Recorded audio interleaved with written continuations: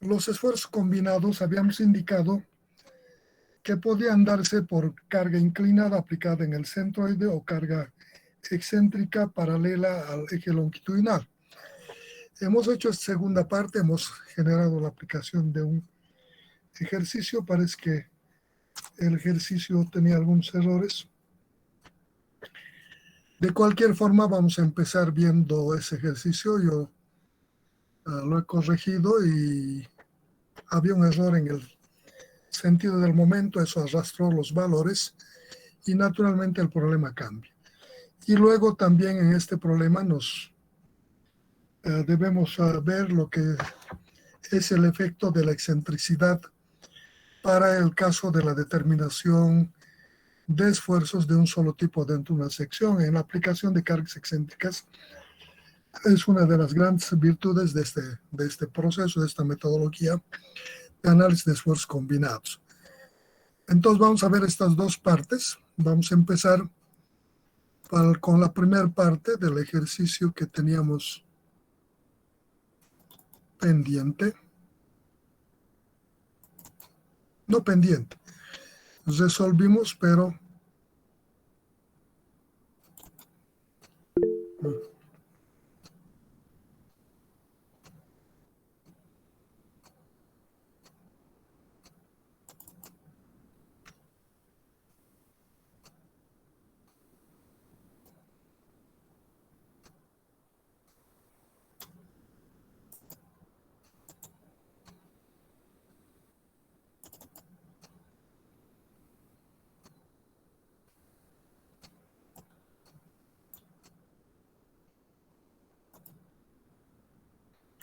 entonces el problema que les pedí que ayer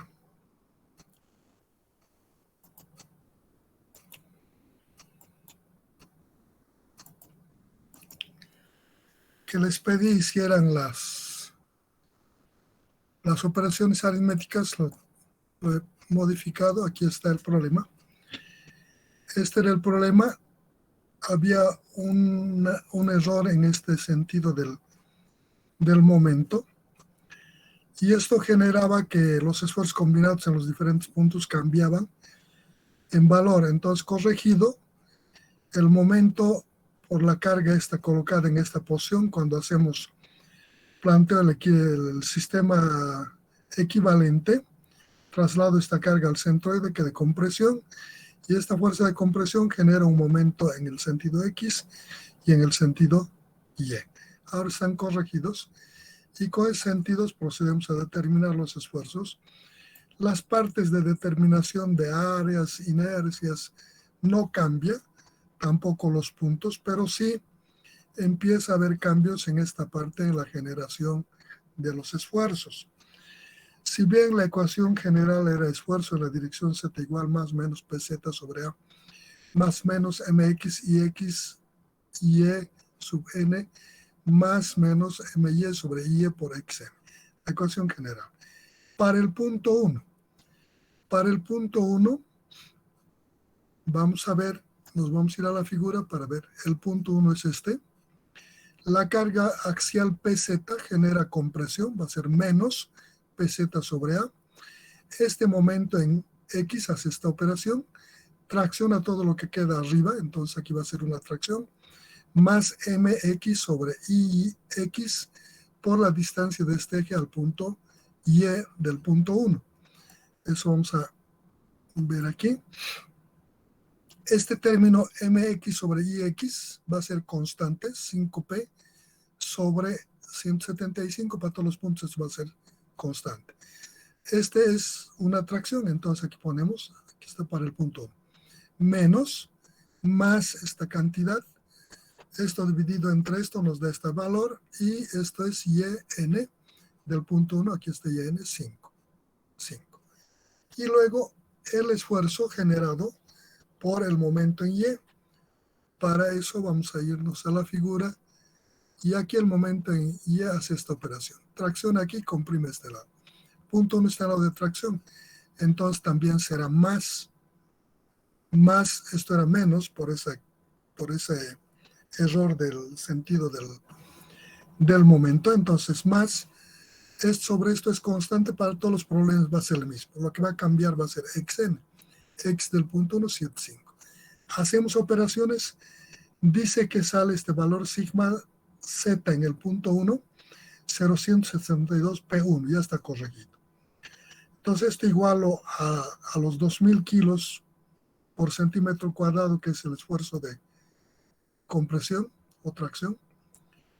Y entonces de ahí despejo el P1 y dice, en este punto puede aguantar trabajando a 2000 kilos sobre centímetro cuadrado de tracción hasta que la carga P aplicada sea de 12.302.6 kilogramos.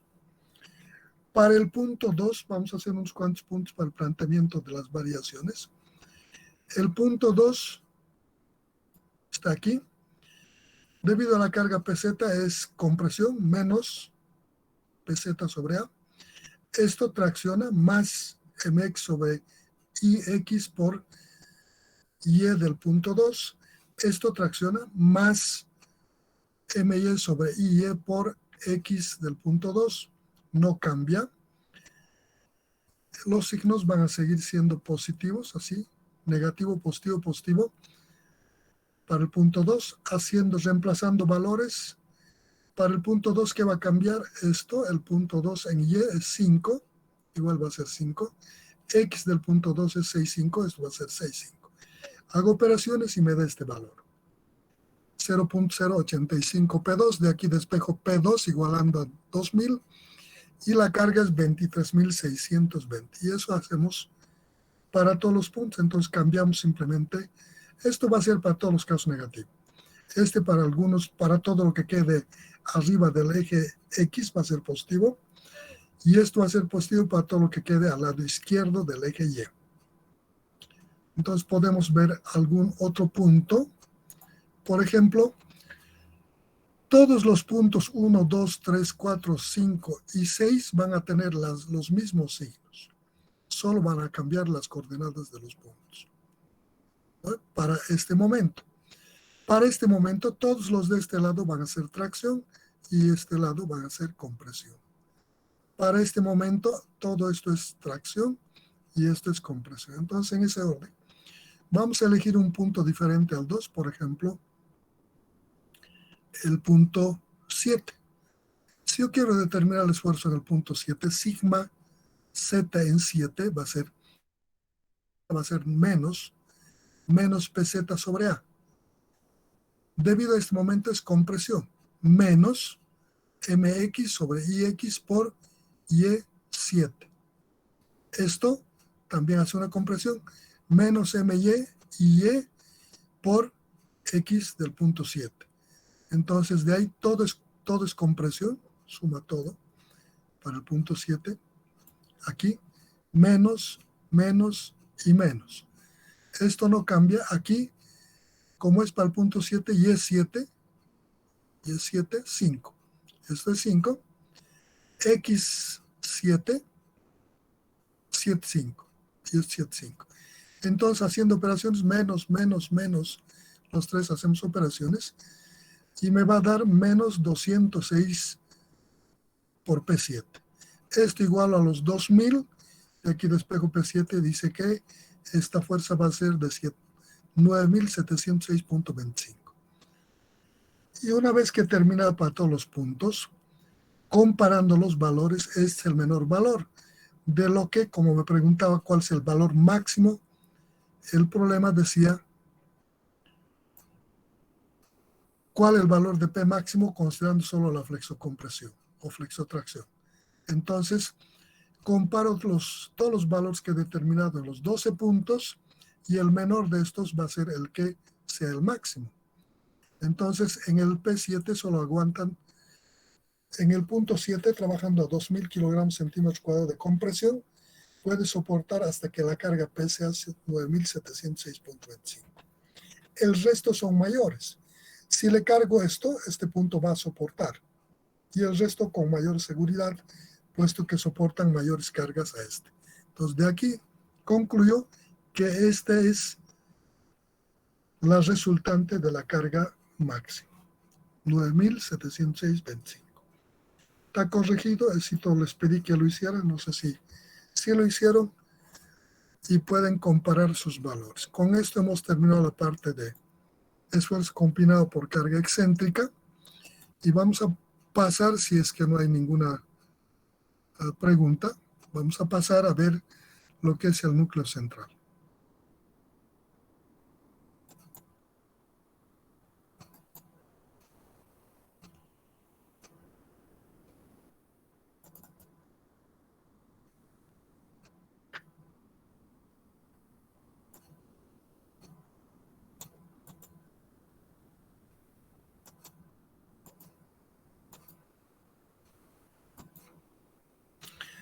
Para ver el núcleo central, voy a compartir otro material con ustedes, especialmente las gráficas, que nos permita mostrar lo que es el núcleo central. Núcleo central. Se llama núcleo central al área que queda alrededor, no siempre en forma de círculo, en las cercanías del centroide de la sección, en el que cuando colocamos dentro de esta área o en el perímetro exterior de esta área la carga, el esfuerzo en toda la sección nos da de un solo tipo de esfuerzo. La determinación de este núcleo central podemos hacer a partir del análisis del comportamiento de la sección cuando está sometido a un solo tipo de esfuerzo. Para eso podemos analizar la posición del eje neutro. El eje neutro es una línea, un eje, sobre el que cualquier punto que esté contenido en él nos da un esfuerzo cero. Si este es un esfuerzo cero, lo que implica que lo que queda a un lado de este eje neutro es de un tipo de esfuerzo y al otro lado otro tipo de esfuerzo. Es una línea de transición de un esfuerzo de compresión a tracción o de tracción a compresión. Por tanto, aplicándole el eje neutro perimetralmente a la sección, podría determinar ese núcleo central. Si yo sé que el eje neutro es de esfuerzo cero, podría colocar el eje neutro por esta arista, lo que significa que todos los puntos que están sobre esta arista son de esfuerzo cero. Lo que queden afuera de esto van a tener un tipo de esfuerzo, puede ser tracción o compresión. Y lo que quede al lado derecho de esta línea, de este eje neutro, serán del otro tipo de esfuerzo. Si esto era de compresión, esto será de tracción. Si esto era de tracción, esto será de compresión. Por tanto, todo lo que quede a este lado será un solo tipo de esfuerzo. Entonces, podría plantear esta posición. Colocar el eje neutro por las aristas exteriores de la sección, para esta sección, y determinar el esfuerzo en cada punto. Sabemos que el esfuerzo por excentricidad doble, sigma, es igual, aquí tengo la ecuación, sigma en un punto cualquiera es igual a la fuerza axial sobre área más o menos, más menos, la flexión con respecto al eje horizontal sobre su inercia por la distancia al punto donde quiero determinar. Más menos el momento con respecto al eje vertical sobre la inercia con respecto a este eje y la distancia perpendicular de este eje al punto donde quiero determinar. Como quiero determinar la posición o generar que el área de la sección sea de un solo tipo de esfuerzo, quiere decir o van a ser todos tracciones o compresiones. Voy a suponer que van a ser tracciones. Entonces los sumo todos y paso a través de esta arista 1, 1 el eje neutro y ubico un punto de coordenadas de ese eje neutro, este punto. Por conveniencia voy a elegir un punto que se encuentre en la prolongación del eje horizontal y le llamo E1. E1 va a tener una posición en XE1, el X y E1 va a ser esta cantidad, va a ser esta distancia. El centroide, una figura como esta, sección rectangular doblemente simétrica, esta distancia es igual a la mitad de la base de la sección. Entonces, como está a la izquierda, será menos B medios, esta distancia en X. En Y, como está sobre el eje X, no tiene componente. En X será Y E1 será 0. Entonces tengo las coordenadas. Reemplazo estas coordenadas en esta ecuación. Estas coordenadas Y sub E y X sub E representan las coordenadas del punto sobre el eje neutro, este punto. Por otra parte, el momento en X y el momento en Y puedo determinar debido a las excentricidades. El momento en X va a ser igual a P por Y sub P y MY por P por X. Supongamos aquí está la carga, por decir. Entonces el momento en X será esta fuerza multiplicado por este brazo que es el Y sub P. El momento respecto será esta fuerza multiplicado por este brazo. De ahí saco esos valores. Reemplazo en esta ecuación. Ahí está, reemplazado en esa ecuación. Hago operaciones para efectos de hacer la aplicación más fácil.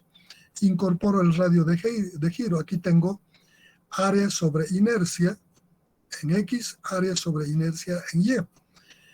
El radio de giro es una cantidad, es una característica geométrica y es igual a la raíz cuadrada de la inercia sobre su área. Y aquí tengo área sobre inercia, que es el inverso. Entonces, digo, elevo al cuadrado tanto el radio de giro como la cantidad que está dentro del radical. De ahí saco que el Rx cuadrado, que representa el radio de giro con respecto al eje X, ha de ser igual a la inercia sobre el área. El radio de giro con respecto al eje Y al cuadrado ha de ser igual la inercia en Y sobre su área de la sección. A su vez, en una sección rectangular, esta inercia es base por altura al cubo sobre 12. Este es base por altura, reemplazo eso, hago operaciones y digo que este radio de giro, una vez que hago simplificaciones, es igual a h cuadrado sobre 12. De similar manera, la inercia respecto al eje Y es su altura por su base al cubo sobre 12. Sobre base por altura, hago simplificaciones y el radio de giro respecto al eje Y al cuadrado es igual a su base al cuadrado sobre 12. Entonces reemplazo en esta ecuación la inversa del radio de giro, aquí. Esto es A sobre X, es la inversa de esto. Entonces digo 1 sobre Rx va a ser igual a 12 sobre h cuadrado. Es reemplazo. Igual aquí la inversa reemplazo. Y reemplazo hago las respectivas equivalencias al área. Esta área es base por altura, reemplazo todo eso. Y voy a hacer operaciones, simplificaciones y voy a llegar a esta ecuación. En esta ecuación me va a quedar Y sub P, que es la posición de la carga en Y sub E, que es la posición en Y del punto sobre el eje neutro. XP es la posición de la carga, la excentricidad de la carga, y XE es la posición del punto considerado sobre el eje neutro. Y estos son sus radios de giro. Y eso ya hago igual a 1. Puedo reemplazar estos radios de giro por sus valores aquí y para poder simplificar. Entonces hago eso, operaciones, y mi ecuación finalmente es esta. En esta hago las aplicaciones. Elijo este punto.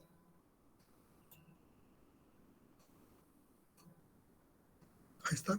Para x, z igual a 0, el esfuerzo este se va a igualar a 0 porque estoy partiendo de esa concepción. Este eje estoy poniendo en esta arista y todos los puntos aquí son 0. ¿Veis? Esto igual a 0. Y planteo el primer punto, E1. Aquí está el E1. E1. En vez, en X es XE1 es igual a menos B medios. Y E1 es igual a 0. Entonces eso estoy colocando aquí. El primer punto. Menos B medios en X y en Y 0. Reemplazo aquí. Digo, estos son los puntos YE, este 0 es este YE. 0 por esta cantidad, 0. Sobre cualquier cantidad me da 0. Esto se anula. Para este lado, digo 12XP, este es el XE, menos b medio sobre b cuadrado. De aquí simplifico, me va a quedar, esta b se va a simplificar con esta b, y me va a quedar 24 sobre b, ¿no? Algo así. Entonces, de aquí despejo el xp, que representa la posición de la carga. Despejo el xp y me va a dar que eso es igual a b sextos. Xp es igual a b sextos, de aquí de esto. Entonces voy a la gráfica. Esta no es la gráfica, aquí vamos, en esta última parte. He hecho para este punto y he sacado este valor correspondiente. Entonces digo, coloco el punto correspondiente. Para este punto dice que me sale b sextos, coloco este punto. Luego paso el eje por este punto, el eje neutro, y elijo este E2. En X va a ser 0, en Y va a ser H medios. Con esos dos valores, punto 2, en X0, en YE, H medios. En esta ecuación reemplazo 0, XE, esto se va a anular y me va a quedar aquí 12 YP sobre H medios por este H medios. Hago simplificaciones y me va a quedar 6 YP sobre H por B. No, por H. Aquí H no. Eso es igual a menos 1. De aquí el YP saco y me va a dar el valor correspondiente, que va a ser este. YP, que es este valor de YP, me va a dar que es menos X sextos. Entonces voy a la figura, hecho para este punto, y me va a dar este valor, menos P sextos. Coloco ese punto. Luego hago pasar por esta arista, el eje neutro, y determino las coordenadas de este punto. Aquí está la arista, le estoy llamando E3. Determino ese punto E3. Hasta el E3, es este punto. En X va a ser esta cantidad, B medios. Y en Y está sobre el eje X, 0. Esto reemplazo otra vez en esta ecuación. Y de aquí voy a sacar el correspondiente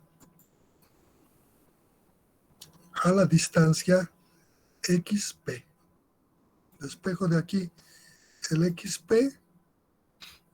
y me dice que ese punto es el punto 1 y es menos B sextos. Entonces voy aquí, a partir de este punto, calculo este menos B sextos. Aquí está. Es el punto 1. Ya tengo este y este remarcado.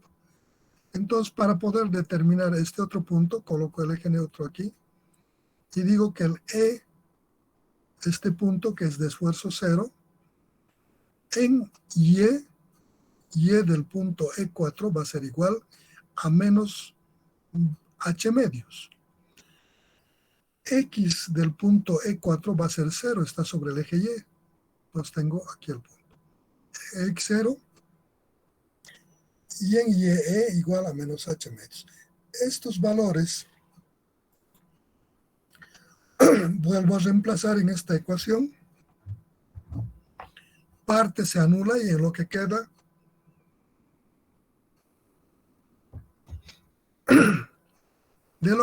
despejo el valor correspondiente a YP y me va a dar este valor. 0 en X, está sobre el eje Y, y en Y me da H sextos. De aquí mido H sextos y tengo los 4 puntos que me determinan el núcleo central. Agarro el punto P1 con P2, P2 con P3, P3 con P4 y P4 con P1. Y armo esta área, este rombo. Este es el núcleo central. Este núcleo central, cuando la carga que coloque sobre este núcleo central sea perimetralmente sobre estas aristas o dentro de esta área, la sección esta va a estar en un solo tipo de esfuerzo. No va a haber esfuerzo combinado.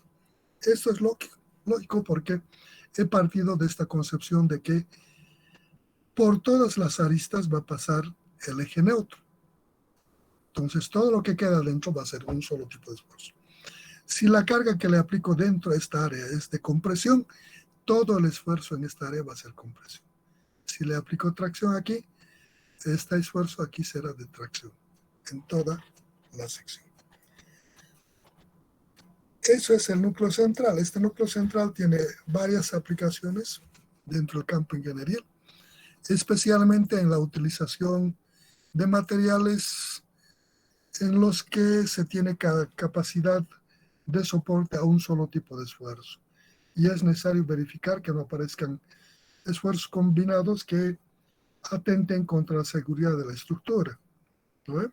Ustedes sí han hecho aplicaciones de esto. En una de sus primeras aplicaciones que han hecho es en mecánica de suelos. Creo que en suelos 1 o en 2 llevan lo que son muros de gravedad, muros de contención de gravedad. Los muros de gravedad normalmente están hechos de mamposterías. Las mamposterías solo trabajan a tracción, a compresión, ¿no? Mampostería de ladrillo, de piedra, o concreto, no armado, son de volumen. Y entonces su capacidad de soporte de estas estructuras es igualando lo que es el empuje activo al empuje pasivo. Además que la resultante de estas cargas debe pasar a través de un área de su base. El hecho de que la resultante pase por el área de su base significa que en esta estructura no van a aparecer esfuerzos de tracción, porque si aparecen, esta estructura va a colapsar, porque su material del que está hecho no soporta tracciones. Una de las aplicaciones. Luego, la verificación de estados de columnas falladas, o en los casos en los que podemos hacer columnas de un solo tipo de material, como los ladrillos, mamposterías de ladrillo, no sé, de los diferentes tipos de material, donde no debe aparecer compresiones, tracciones, en cuyo caso debemos verificar hasta cuánto de excentricidad debe trabajar la estructura, o por errores constructivos como deformaciones o malas verticalizaciones de los elementos o de esos aspectos. Con esto concluimos la parte de esfuerzos combinados por carga excéntrica. Si hay alguna duda, algo que quieran preguntar o comentar, adelante.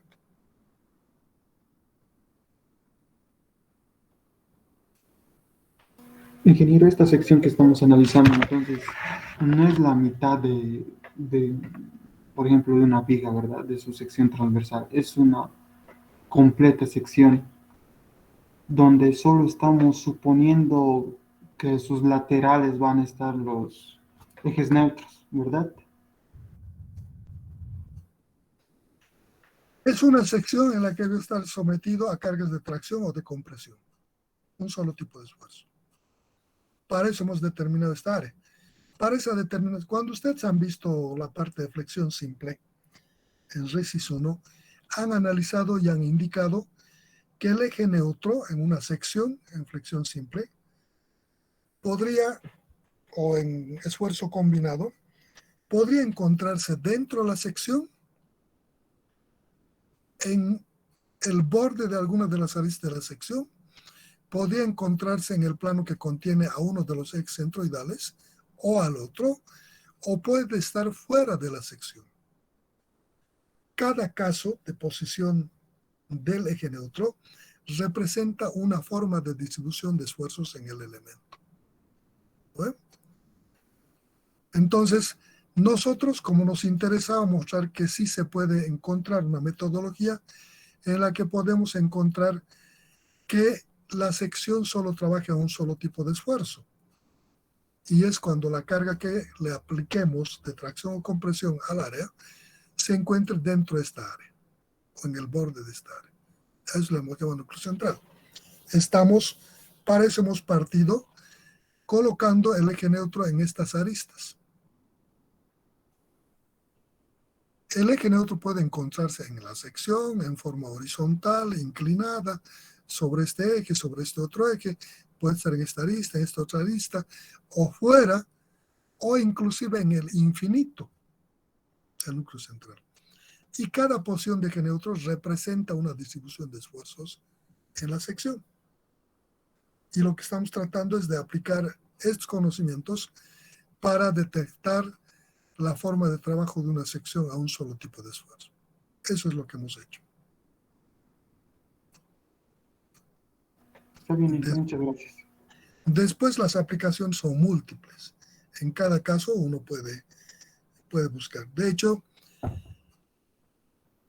en la práctica, cuando se construye lo que se ha diseñado, no siempre se construye en la perfección de ese diseño. El hacer que las cargas concentradas incidan exactamente en el centroide de las cargas es poco probable, ¿no? Entonces, hay siempre por efectos constructivos una cierta excentricidad. De hecho, cuando vean materias de diseño van a ver que se admite una cierta excentricidad. Y para eso las teorías desarrolladas en los diferentes materiales cubren estas pequeñas excentricidades. Pero mayores a eso hay un límite y eso podemos hacer a través de la aplicación de estos conocimientos que estamos viendo por carga excéntrica. Bueno, entonces hemos terminado la parte del tema 2A del esfuerzo combinado en secciones con carga inclinada, con carga excéntrica y la determinación de un núcleo central que nos permite hacer trabajar la sección a un solo tipo de esfuerzo. Vamos a pasar a ver la segunda parte de este problema o de este tema que se refiere a la flexión asimétrica. Hemos dicho que el esfuerzo combinado podía generarse por carga inclinada, por carga excéntrica y por cargas de flexión en ambas direcciones que podía generarse por una aplicación de cargas en planos que no contengan los ejes principales, una de las razones, o también por la asimetría de las secciones. ¿Bueno? Entonces, a estos esfuerzos generados por estas condiciones de asimetría o flexión con respecto a los dos ejes, se conoce con el nombre de flexión asimétrica o flexión esviajada. Entonces, la flexión esviajada se puede estudiar desde dos visiones. Vamos a ver. Les vamos a compartir un material para ver el tema.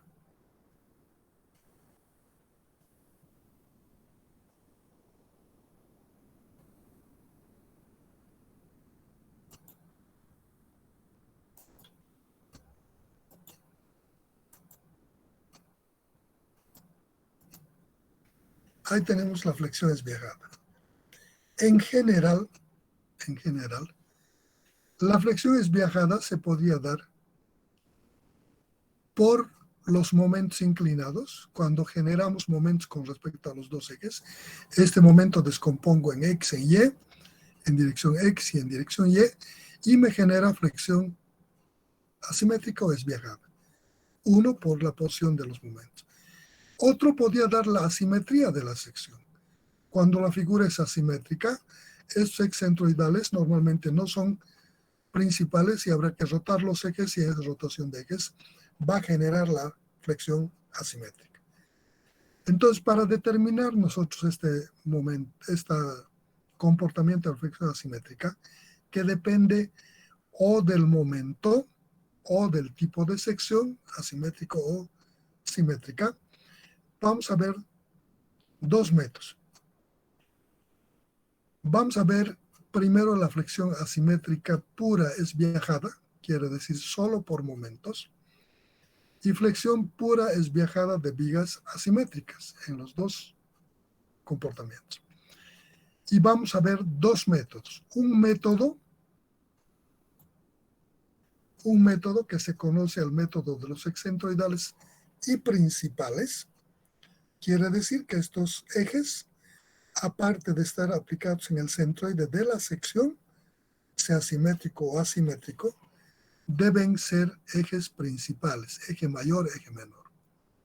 Dos, vamos a ver un método de eje centroidal simplemente, de tal manera que esta figura sea simétrica o asimétrica, este sea el centroide, y estos ejes podrían no ser principales, simplemente que pasen por el centroide. Entonces veremos esos dos métodos. En general, vamos a empezar con el primer método de los ejes centroidales y principales, en una flexión pura. ¿Qué quiere decir la flexión pura? Cuando solo está sometido a momentos. Para eso vamos a partir de los ejes X y Y, deben ser ejes centroidales y principales para flexión pura. ¿Cómo determinamos si esos ejes son centroidales o principales? ¿Cómo verificamos? En figuras simétricas, de fácil detección, vemos la figura, un cuadrado, por ejemplo, el centroide va a estar en la mitad de sus lados. Por tanto, el eje X va a ser de simetría y el eje Y de simetría. Entonces, dice la teoría que si uno de los ejes es de simetría, ese eje es principal. Y el perpendicular a este también es principal. Entonces, en figuras simétricas de fácil reconocimiento, podemos simplemente por inspección visual determinar que esos ejes son principales. Pero en los casos como esta figura, que es asimétrica, no sabemos si es simétrica o asimétrica, aun cuando le haya puesto los ejes respecto al centroide en X y Y, no sé si estos ejes son principales. Por una simple inspección, decir que este eje es de simetría, que lo que queda arriba es igual hacia abajo, o lo que queda de este eje de la izquierda y la derecha son iguales, es una aventura. De entrada es más probable que no sean simétricos. Y entonces cuando ocurren estas condiciones, cuando la figura sobre la que estamos trabajando es de asimetría, debemos aplicarle el producto de inercia. Hay una condición geométrica que se llama producto de inercias. El producto de inercias es una característica geométrica de las secciones que puede ser menor a cero, igual a cero o mayor a cero. Si este producto de inercias es igual a cero, quiere decir que los ejes de referencia son principales. Y el producto de inercia se identifica con la letra I, X, Y. Condición que esto sea igual a cero. Esta es una condición geométrica que puede ser menor a cero o mayor a cero. Cada caso de comportamiento representa un estado.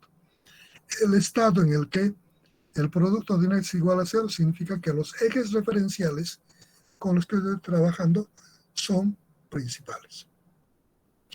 Si son diferentes de cero, significan que estos no son principales. Pueden estar aplicados en el centroide, pero no son principales. En este método de centroides principales, los ejes deben ser siempre principales. Siempre. Bueno, entonces, de esta verificación, para determinar la formulación matemática que nos permite encontrar el esfuerzo en cualquier punto de una figura, debemos también hacer algunas convenciones de signos. En este tema vamos a meter con signos las coordenadas X, Y, vamos a meter los momentos con signo, ¿no?, y las curvaturas con signo. Por tanto, vamos a convenir aquí, convención de signos. Vamos a decir que los ejes son positivos cuando tengan estas direcciones. Figura 258D. Cuando el eje X vaya a la derecha así, positivo. En Y, hacia abajo, positivo. Vamos a tomar estos los sentidos de los ejes positivos. Los momentos representados por doble punta, momento en X va a ser positivo cuando la doble punta vaya en la dirección del eje positivo, en X. Y eso implica que cuando le aplique el momento de la mano derecha, el dedo gordo en este sentido, esto girará así, alrededor de este eje. Este será el momento en X positivo. El momento en Y positivo, la doble punta, el azul es el vector momento, con doble punta en Y, está sobre el eje Y, va en el sentido positivo del eje Y positivo. Dedo gordo y esto va a empezar a girar así. Estos serán los sentidos positivos de los momentos. Para las curvaturas, cuando a una viga nosotros le aplicamos unas cargas, esta se curva. Esa curvatura vamos a decir positiva así. En el plano YZ, cuando el eje Y es el vertical y el Z es longitudinal del elemento. La curvatura va a ser positiva en este sentido. Cuando curve así, longitudinalmente. La curva vaya, la parte cóncava vaya hacia el eje Y positivo. A esa curvatura llamamos KY y será positivo, la que se curve así. Las fibras superiores sean de tracción y las fibras inferiores del arco convexo cóncavo sean de compresión. En el otro plano, en el plano XZ, este es el longitudinal y este es el transversal.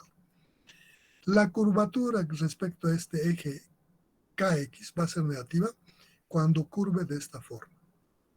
Cuando en el plano YX, hacia el sentido positivo del eje X, se haga cóncava el arco y a la otra parte contraria convexa. Este lado se va a comprimir y este lado se va a traccionar. Estos serán los sentidos positivos para todo este tema que vamos a desarrollar en este curso, en flexión asimétrica. Si yo quiero determinar bajo esta concepción los esfuerzos en un elemento, voy a partir de un elemento doblemente simétrico.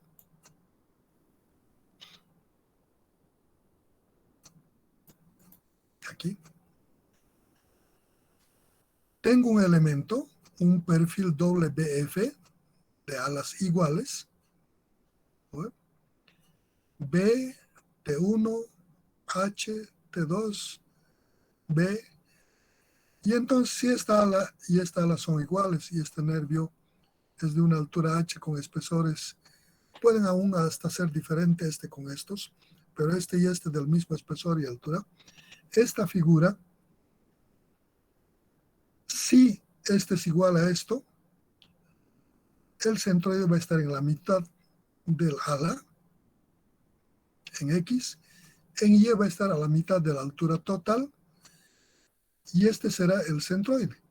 Si coloco sobre este centroide los ejes positivos, eje X y eje Y positivos, y los momentos positivos, MX y MY, y quiero determinar en esta figura el esfuerzo en este punto N, que se encuentra a la distancia XN del eje y a la distancia Y sub N del eje X.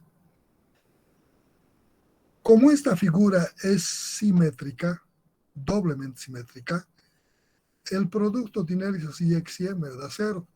De hecho, lo que queda arriba de este eje, esto, si corto aquí y los traslapo, son exactamente el de arriba y el de abajo igual. Este eje Y, corto aquí, y lo que queda a la izquierda es exactamente igual a lo que queda a la derecha. Los dos ejes son de simetría, por tanto son ejes que están aplicados en el centroide y son principales. Entonces cumple todo lo que hemos hablado de que en figuras simétricas, flexión simple, podemos determinar a partir de esta concepción y colocación de la afección de estos momentos sobre el punto, generar la formulación aquí. En Resis 1 aprendieron una fórmula de flexión simple pura, MC sobre I, ¿se acuerdan? Si el eje de flexión es el eje X, ¿sí? El momento es en X, este momento, ¿qué hace? Hace esta operación. Tracciona todo lo que queda arriba y comprime aquí. Entonces digo, el esfuerzo en este punto, generado por este momento, sigma en la dirección Z, es el eje Z, en el punto N va a ser igual al esfuerzo que me genera este momento. Este momento hace esta operación, comprime este punto, compresión. Entonces digo, menos, ¿quién comprime?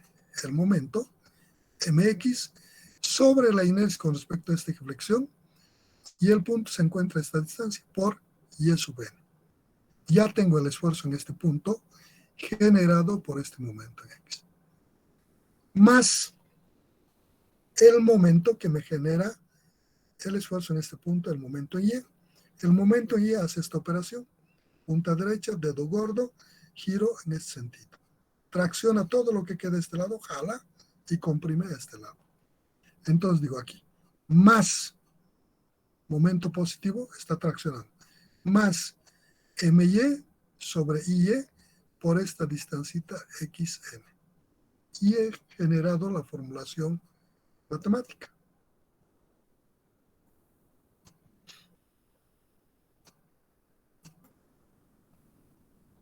¿Dónde está la ecuación? ¿No hay?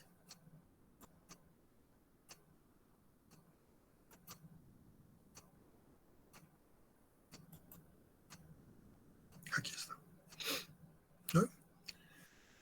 Entonces digo, la posición del eje neutro, el esfuerzo para un punto cualquiera, para este punto en particular, para este punto n, adecuo esta ecuación, digo el esfuerzo en la dirección z en el punto n va a ser igual a menos el mx sobre el ix por y sub n más my sobre y por xn, igual a 0. Ecuación que me permite determinar el esfuerzo en cualquier punto de la sección cuando la sección es simétrica o cuando los ejes son principales.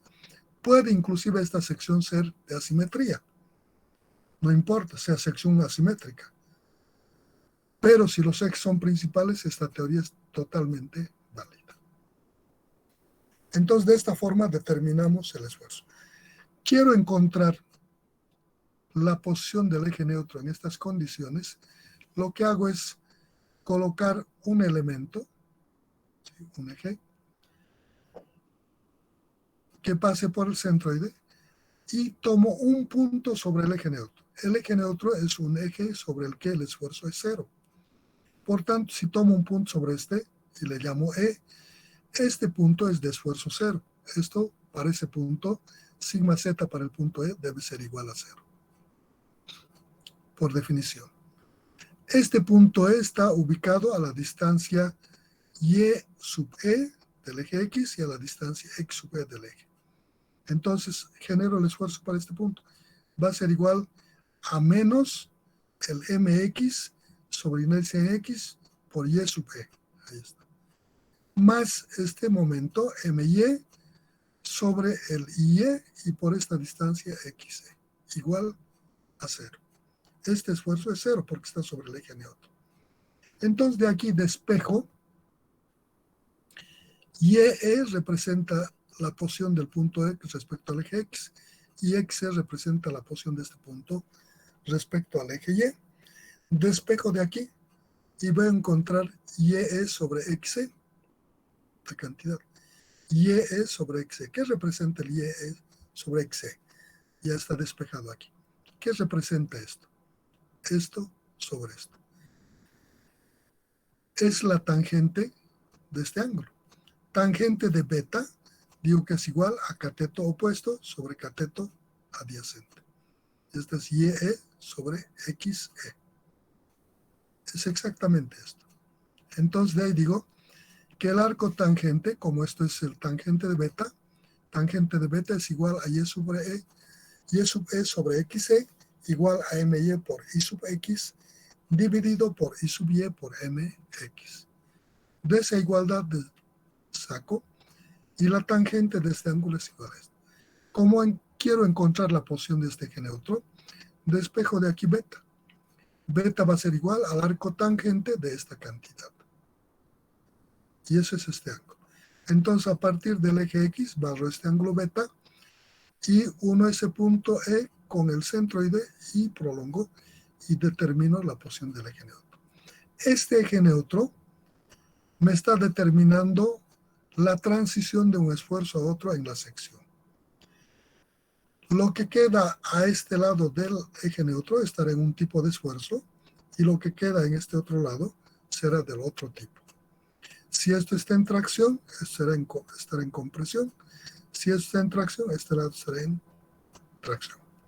Me determina la posición del esfuerzo cero sobre esa línea y la transición de un tipo de esfuerzo a otro. Y tenemos lo que es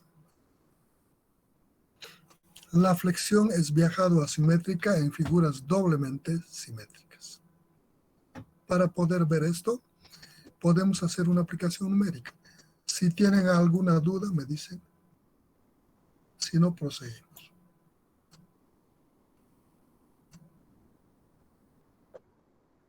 Ingeniero, ¿será que puede volver a repetir el concepto de flexión es viajada?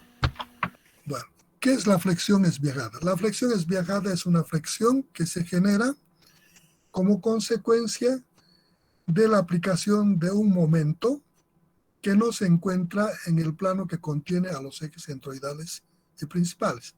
Podría estar en un plano diferente. Por ejemplo, aquí. Este es el eje X, este es el eje Y. El momento, si está contenido en este plano que contiene el eje X o contenido en este plano, vemos que este momento no está contenido ni en este plano ni en este plano. Está en un plano diferente.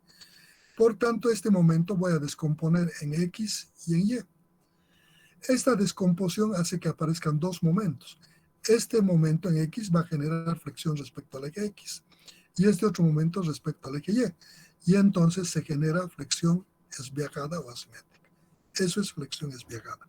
Cuando hay el momento, podría ser provocado por el momento aplicado, que no está contenido en el plano que contiene a los ejes centroidales principales, en un plano diferente, y eso genera flexión respecto a los dos ejes. Eso se llama flexión esviajada. Pero no solamente se puede generar por esta causa, también se podría generar por otras causas, o el momento, o que esta sección sea asimétrica. Si es asimétrica, aun cuando este punto sea el centro y de estos ejes no son principales. La teoría es con ejes principales, por tanto, estos ejes debo rotar, y al rotar los ejes, este momento igual va a generar una flexión esviajada. La flexión esviajada se puede dar o por el momento o por la condición de la sección o la simetría de la sección.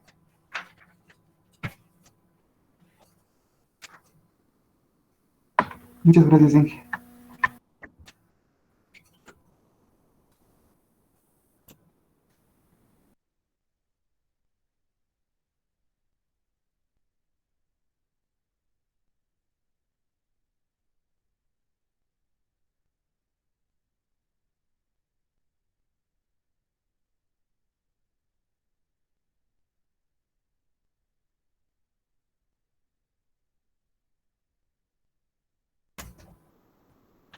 Bien, ¿alguna otra cosa que quieran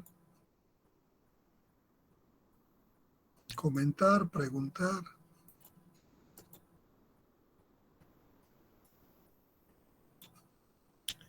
Bueno, entonces vamos a hacer una aplicación numérica. Vamos a buscar una aplicacióncita numérica. Aquí está.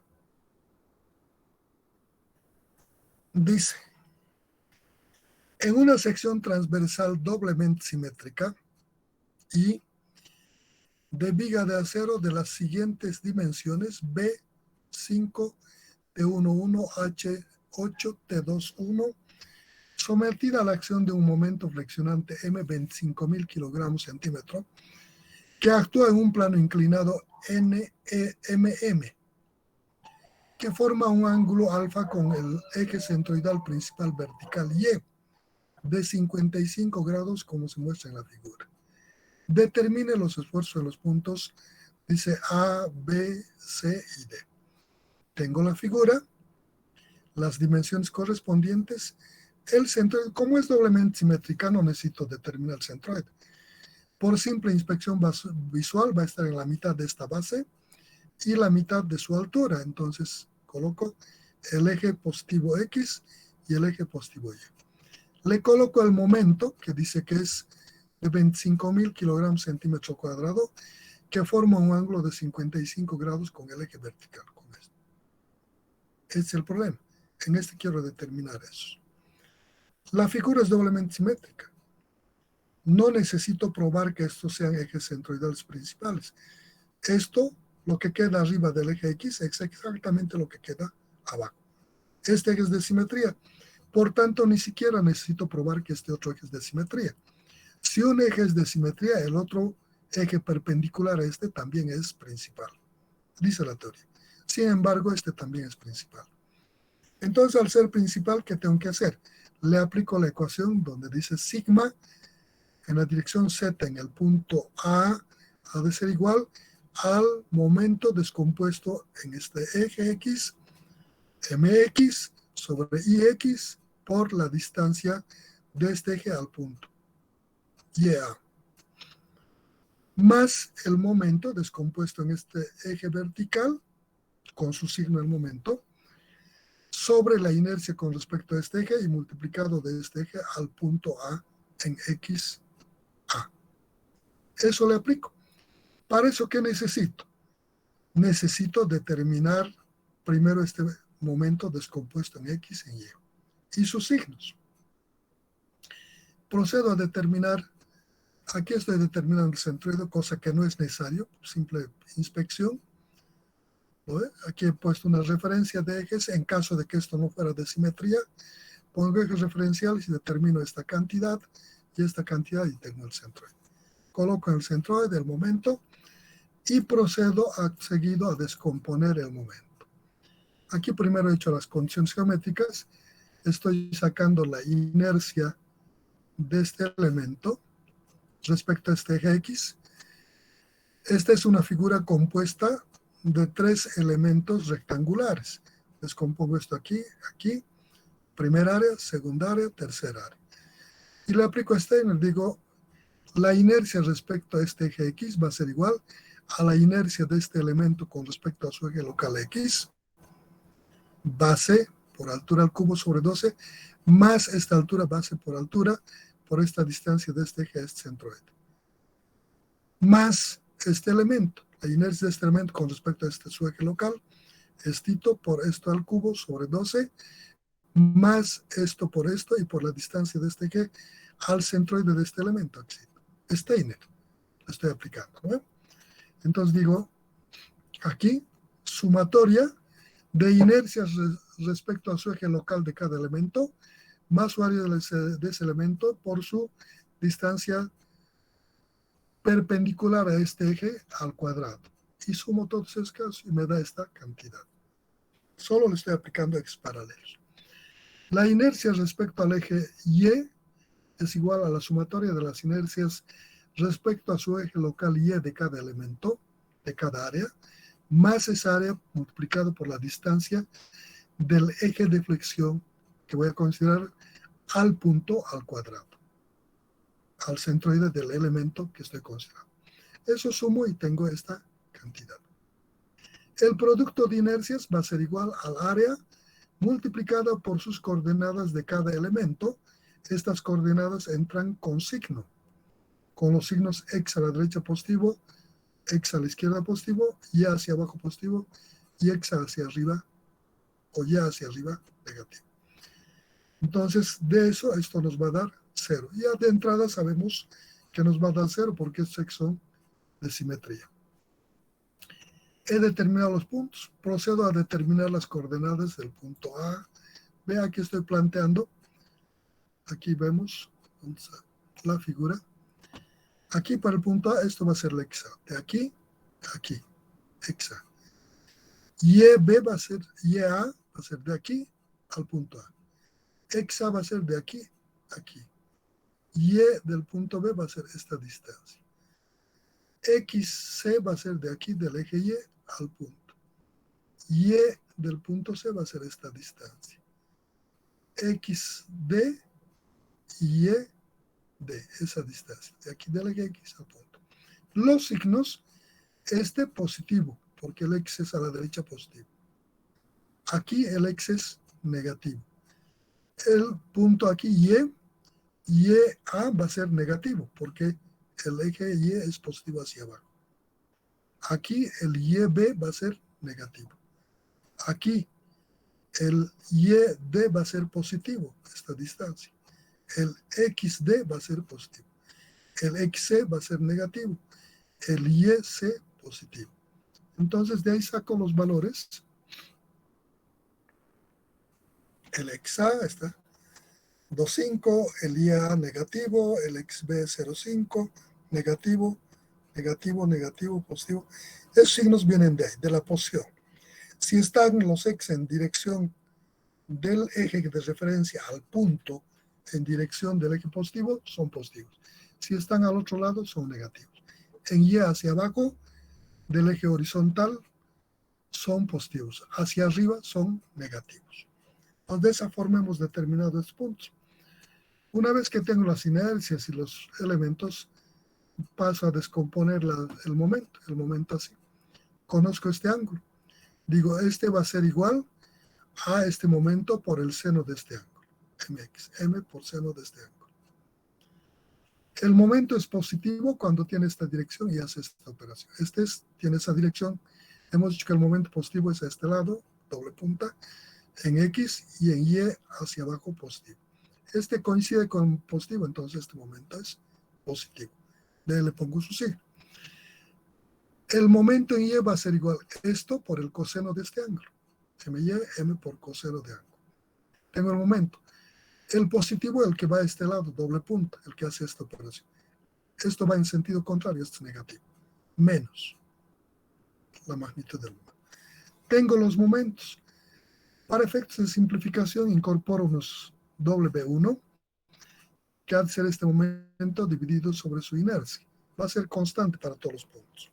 Por eso el momento entra con signo, más 20.478.80, dividido entre la inercia en X, que aquí hemos sacado, es 246. Y eso nos da esta cantidad. El W2 le estoy llamando al momento en Y, esto, sobre inercia en Y, con su signo, menos 14.000 y fracción, dividido entre la inercia en Y, que es 21,5. Entonces hago operaciones y este W me da esta cantidad. El signo viene de aquí del momento. Así. Ya tengo eso. Entonces, como estos van a ser constantes, ¿qué va a variar? Simplemente las coordenadas de los puntos. Digo, el esfuerzo en este punto A, sigma Z en el punto A, aquí está el punto A, va a ser igual a este W menos de la fórmula. La fórmula es menos mx sobre ix por y del punto A. Entonces le pongo este menos es de la fórmula. Es menos mx sobre ix por y del punto A. Entonces, como esto es el mx sobre ix, esto tiene también su signo, si el momento es positivo o negativo. Este viene de la fórmula. Esto también entra con su signo, dependiendo si el momento es positivo o negativo. Esto también entra con su signo. YA, aquí hemos determinado el valor de YA, menos 5. Entonces, en esta ecuación, este va a entrar con su signo. Menos el W1 tenemos por aquí. Es positivo, menos 83,25, por este que es menos con menos más, por esta cantidad, más el W2 entra, este más es de la fórmula. Este también viene con su signo. Aquí está, es negativo, menos. Entonces colocamos aquí menos, más menos, este tiene menos, nos da menos. Este XA, vamos a la XA, es positivo, 2,5. Entonces decimos que va a ser esta cantidad menos por esta cantidad positiva, nos va a dar negativo. Hacemos operaciones y nos da este valor. Nos está diciendo que el esfuerzo en este punto es negativo. Menos 1251.12 kilogramos sobre centímetro cuadrado. Esto nos dice que esto es una compresión. Y eso le aplico para el punto B, para el punto C. La ventaja de aplicarle esto es que estos son constantes ahora para todos, pero vienen con su signo. Eso está determinado aquí. Reemplazo el momento con su signo y este viene con signo. Este signo se reemplaza con su signo. El otro signo viene aquí de la fórmula. Vamos a mostrar aquí. Vamos a la fórmula. Más arriba.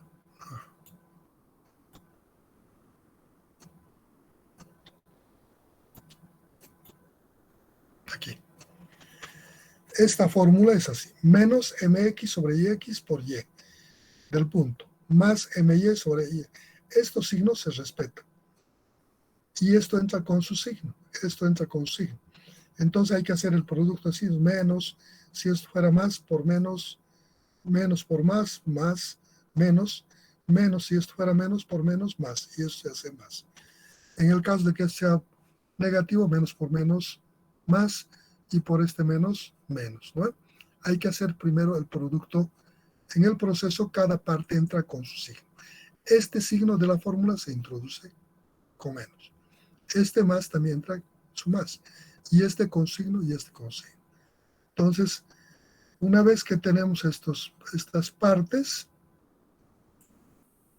se hace bastante simple. Para el punto B, esto entra con su signo, este signo es de la fórmula, este entra con signo, más este con signo, este con signo.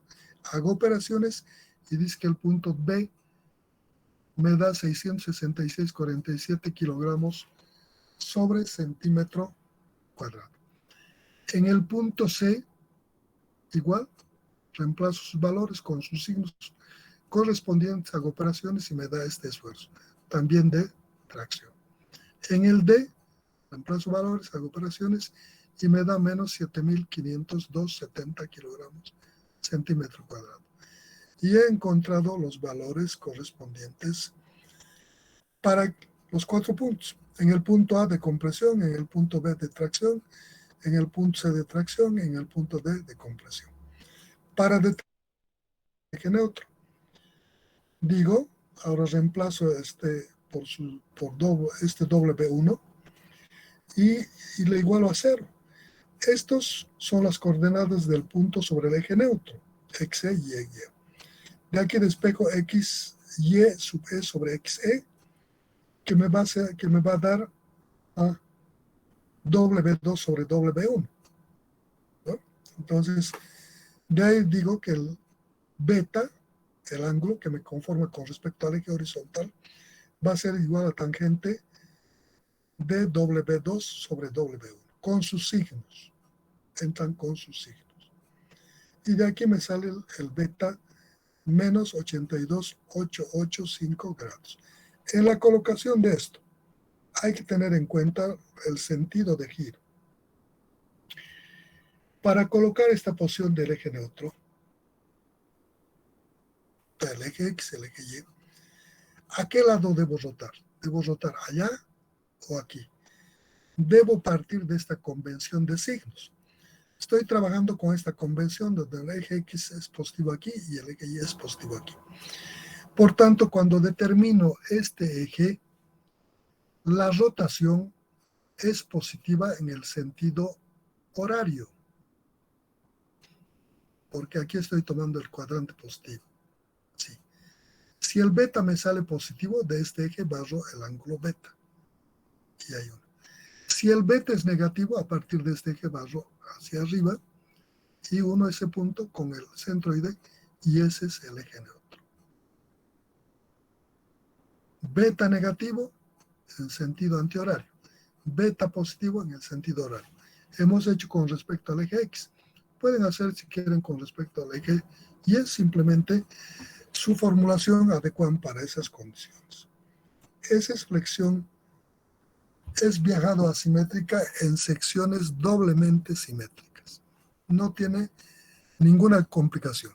La diferencia, que aquí entran todos con sus signos.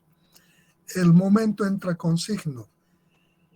Las coordenadas entran con signo. Los ejes X positivo y Y positivo, giros negativo, positivo, ¿no? Entonces hay que tener en cuenta. Y las curvaturas de las que hemos partido, que hacen que estos giros vayan a... El momento M está en el plano, ¿verdad, Inge? Perdón, Está en el plano el momento M. el momento M. Sí, ese momento, Inge, ¿En cuál plano? donde conforman X y Y. No, El plano de la hoja. no. ¿Dónde está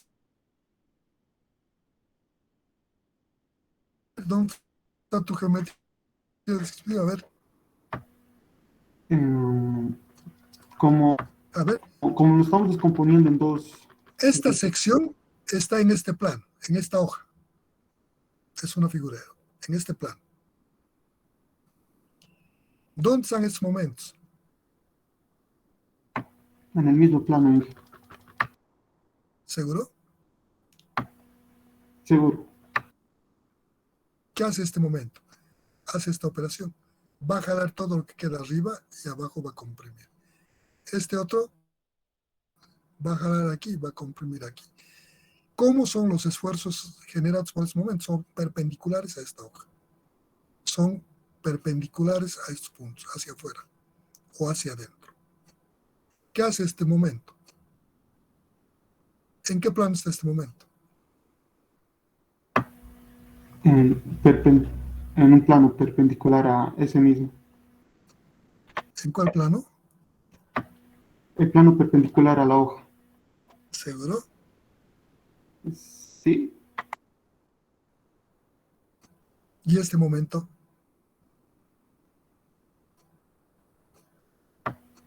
Perpendicular al eje X. ¿Cómo actúan los planos? Los planos tienen que estar ¿qué es? Los momentos están en un plano o están en un eje, giran alrededor de un eje. Ese eje, si está contenido, es perpendicular, es paralelo al plano. ¿Cómo es? Aquí es importante que agarren estos conceptos. ¿Cómo actúan los momentos? Este momento no está ni en el plano que contiene este eje ni este. Si estuviera este momento en el plano que contiene a este eje, se convierte en flexión simple. No va a haber flexión debido a este momento. Si estuviera en este plano, no va a haber flexión respecto a este eje. También se convierte en flexión simple, pero con respecto al otro eje. Para que genere flexión asimétrico es viajada, este momento no tiene que estar contenido en los planos que contienen ni este eje ni este otro eje. Están en un plano que contiene este eje, en este. ¿Está claro? Sí, que muchas gracias. Perfecto, jóvenes. Nos vemos la próxima clase. Ya estoy atrasado con el otro grupo. Hasta mañana, Inge. Gracias. Hasta mañana, jóvenes.